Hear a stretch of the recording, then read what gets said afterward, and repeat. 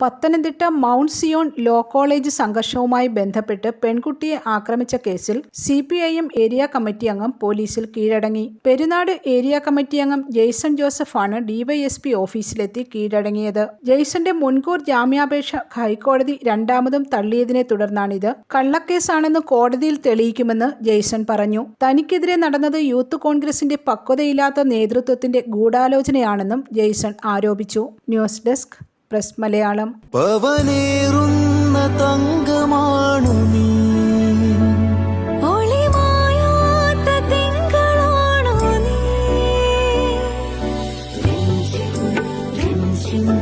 കൊഞ്ചം നിലാ എന്നും സ്വന്തം രാജകുമാരി. Be a Rajakumari.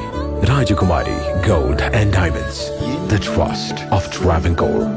രാജകുമാരി.